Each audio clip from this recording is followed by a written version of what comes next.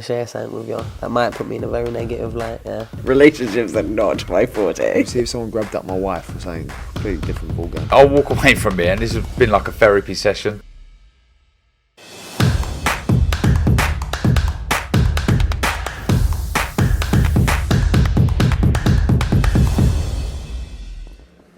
This is Umar Ahmed for IFL TV, proudly sponsored by Everlast. What are you actually doing here today, Eddie? I've absolutely no idea. We're in Wapping Studios, and they come down and said, we're filming all day. Can you come down for a content shoot or content catch? I've walked in, there's some TV show set up, unscripted or something. Are you doing it, Coogan? Coogan's here, Joe Caldini's here, just seen Ebony Bridges, Johnny Fisher's here. Yeah, I don't really know what's going on. They just wheel me in, Umar, and say, talk.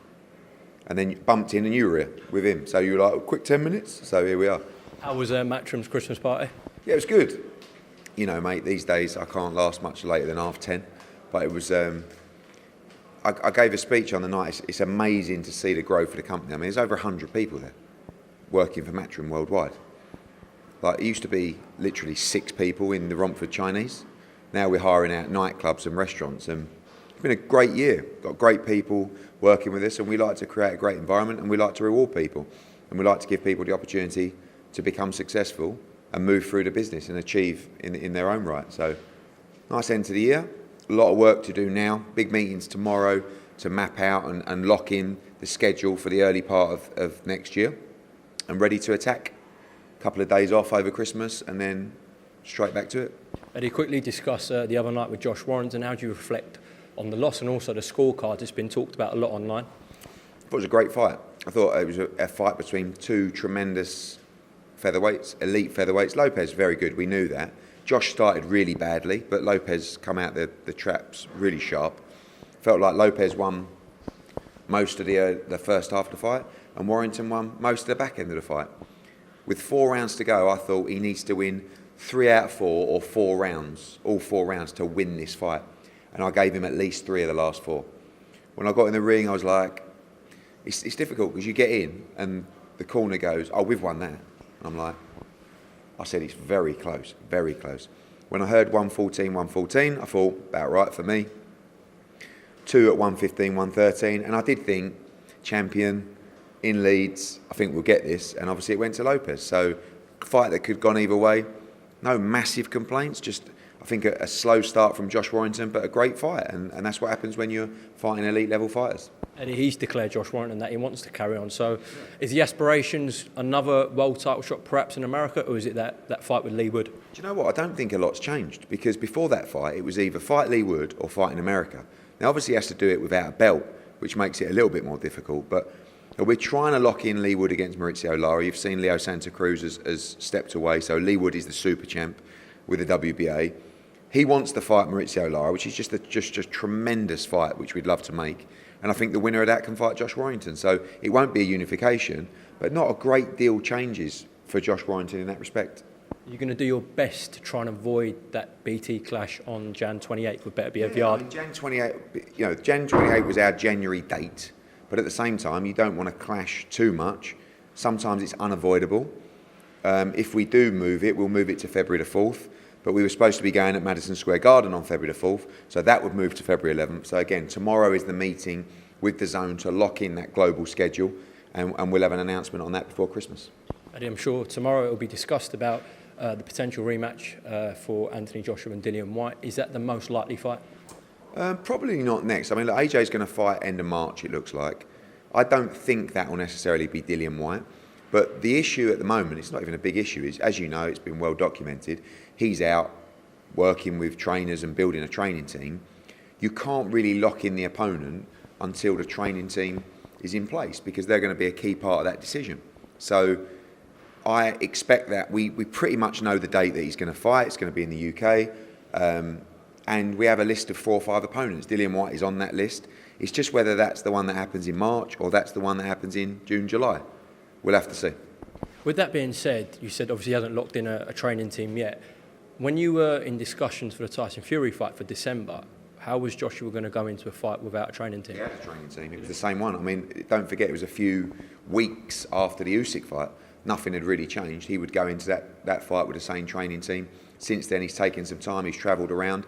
It's not that he's actually necessarily going to be completely changing his training team. He's just going, as you've seen, where he's been, speaking to those trainers to see if he's going to add or what he's going to do. Camp starts for him at the beginning of January, so he wanted to go into those gyms, meet people and see what he's going to do. Maybe there's no changes, or maybe there is. I do want to read you a quote from your guy Anthony Joshua when he was asked who he'd want to fight more, Tyson Fury or Dillian Whyte. Has to be Whyte, South London, North London. Fury's good, but he's a Manchester boy. I think Dillian has more swag. Thoughts on his comments? I mean, I don't know the context of the interview at all. I mean, they might be talking about tear-ups, they might be talking about beef in boxing. AJ's wanted to fight Fury for a long time. He also has always loved the Dillian Whyte fight because he enjoyed the first one. So I don't know the context of the interview. I'm sure there's a bit more to it than just a line of quotes. But yeah, I think Fury, Dillian Whyte, anybody, Wilder, they're all fights for him. And I do think he'll fight Tyson Fury. But, you know, I feel like as well, Joshua has a lot more trust and faith that the Dillian Whyte fight could happen a lot quicker than the Tyson Fury one. Did you see Gareth A. Davis's comments about your remarks about Fury's resume and Joshua's resume? You said obviously Joshua's is better. Thoughts on Gareth's comments? Yeah, I don't know. He's a strange one, Gareth. He's gone a bit, I don't know what's happened to him, really. Turned into a massive hater. Quite liked him before. But yeah, strange guy. But you showered before you came here. I thought you got a good working relationship with Gareth. I do, but he's just gone completely rogue on us. I don't know, weird. What did he say that was out of line about the resumes then? Not just that, just everything in the last few months, really. But People have been on you about that resume Yeah, comparison. but it's just my opinion, Umar. Like, at the end of the day, if you map out the succession of fights, you can't compare them. You can't, you know, when someone says, yeah, he fought Deontay Wilder 3 times, it's the same person, right? And he beat him every single time. Like, I don't, you know, we're talking about a run on a resume, right? I'm talking about a consistent run. I'm not talking about throwing in Tom Schwartz and throwing in Pianetta and Christian Hammer and these guys. I'm talking about consecutive one after the other. And I believe, on paper, that resume of fights, that run of fights, is much stronger than Tyson Fury's. Don't have to agree with me. It's fine. What if he goes and beats Usyk in February or March? I think that's puts him in a tremendous position. Puts him pound for pound number one, in my opinion. So that I think so. I think Usyk. I think right now. I mean, look.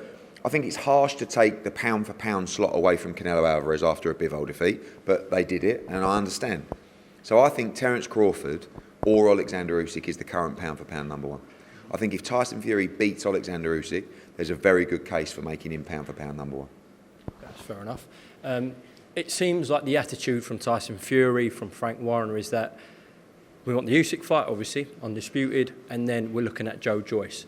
Them removing Anthony Joshua from the picture. Tyson did an interview with Coogan the other day. If it was going to happen, it would have happened in December, just gone. When Chisora stepped up and manned up, stepped up to the plate. Guarantee you will not see it. 100%. Like you didn't see Froch Calzaghe, you didn't see Hatton Witter, you didn't see Amir Khan versus any of them. It's not happening much. 100%. Not happening. Said absolutely not happening, 100%. Your thoughts on that? Then he does another interview saying, I will not be happy with my career unless I fight Anthony Joshua.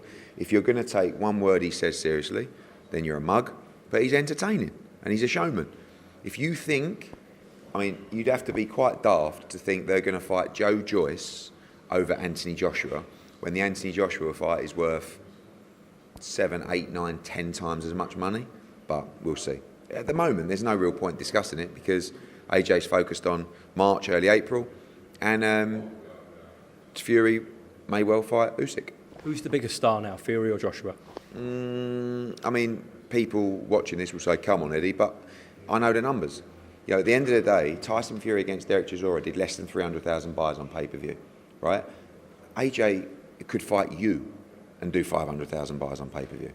So we shall see. But look, maybe, you know, he's got a fight coming up. We'll see how that does. Eddie, the WBA ordered Alexander Usyk to defend his belts against Daniel Dubois. Now, we know that situation's probably not going to happen because the undisputed will take place. But in terms of your guy and Kalle Sauerland's guy, Filip Hrgovic, so our understanding was the IBF was next because you requested immediate purse bids, etc. So with that WBA being the next in the rotation, where does this leave Filip Hrgovic? That's not confirmed. But at the end of the day, Daniel Dubois should be pushing for that fight now. I mean, he'll probably get told not to, but if he's his own man, he should be pushing for that fight.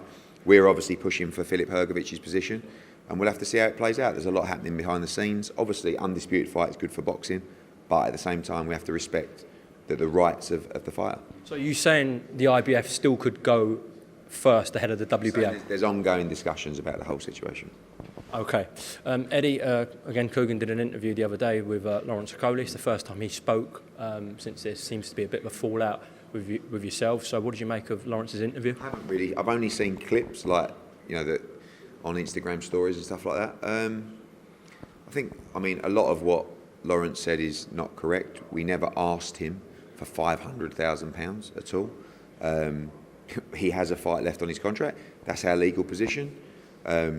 He claims that the extra fight, was signed off by his team and not him, but yet he accepted all the terms of that fight and never mentioned it after.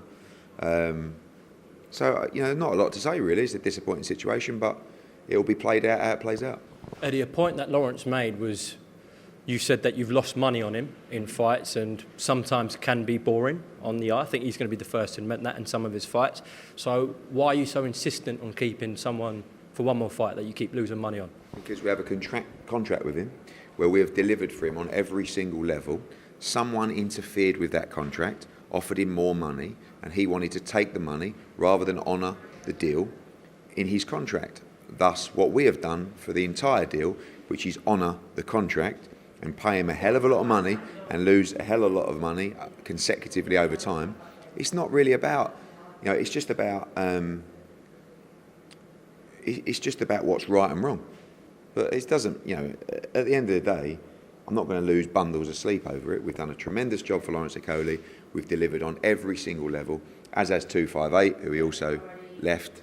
And that's the situation. Had one fight left, got a big offer, wanted to leave. You can't just, when you're under contract, you can't just come and say, I've had this great offer. Come on, you got to let me take it. It's like, well, hang on a minute, you have a fight left under the agreement. The situation is, you play it out over time, where he wants to say, yeah, the contract has expired. At the end of the day, the contract expires because he's chosen not to fight under that term. There's still a fight left under the agreement, and the interfering party, of course, will be dealt with.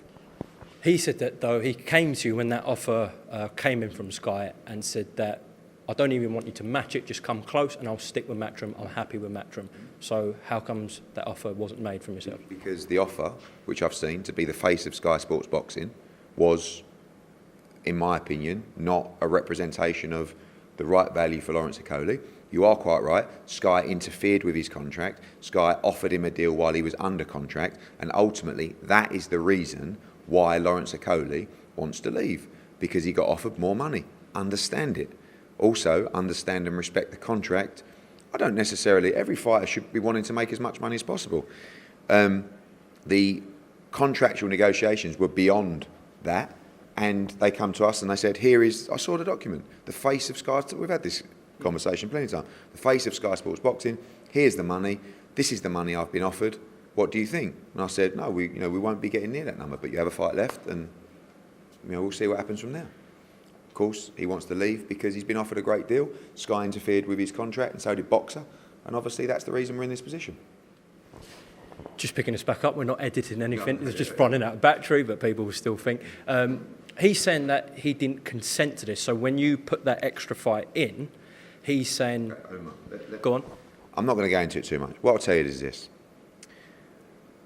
He had a fight on the Anthony Joshua card, okay? It was to fight for the world title. The fight fell through on Monday or Tuesday of fight week, okay? We had two options. Take him off the card or find somebody else to fight, okay? The legal representative that is assigned within his agreement signed off on everything, okay? And Lawrence Okolie knew everything about it. Basically, if he had a situation where we found Jazuski, who was completely awful, sorry Jazuski, and obviously we said, look, you're not going to get world title money, so this is a fight outside of your agreement, here is the money for this fight, which is different to your money that's in the contract. This will be an additional fight within the contract. Of course, he said, yes, I want to fight. So if that was not a contractual fight, why did he accept a much smaller purse to fight that fight outside of his agreement? Everything is documented. The legal representative within the contract and the team approved everything in writing. There's no argument in that respect. But, of course, look, we know our position. He claims to know his position. I'm really not going to lose sleep about it. It'll be dealt with, and whatever happens, happens. We know the WBO have extended purse bids for him and David Light. Are you going to be bidding for that fight? We're under contract to bid for that fight. We have a contractual obligation to bid for that fight. Will you go in hard for it? We'll bid what we need to make sure that we honour our agreement. Okay, just quickly as well, Conor Benn put out a statement the other day. Thoughts on his statement? Yeah, I mean, look, he's very eager to get things going. You know, he wants to obviously make sure that the truth is out there. Can't say too much. What's happening, mate? You good? But he's just desperate for you to all hear the news. So drop in soon. Okay. Last one, Chris Eubank Jr. Was insistent that he wasn't told about the first failed test and only found out about it 10 days before the fight when the camp essentially was done. So thoughts on his comments, Eubank Jr.'s? Oh, there was a confidentiality in place. We only found out, people will get confused with, when Eubank says, I wouldn't have taken the fight if I knew about the first test. We didn't know about the first test till well after the fight was agreed.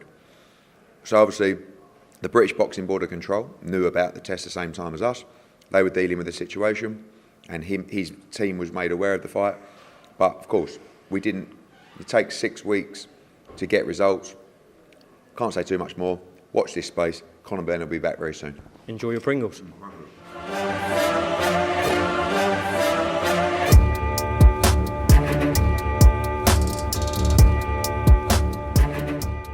I'm going to share something with you. That might put me in a very negative light, yeah. Relationships are not my forte. See if someone grabbed up my wife or something, completely different ballgame. I'll walk away from it, and this has been like a therapy session.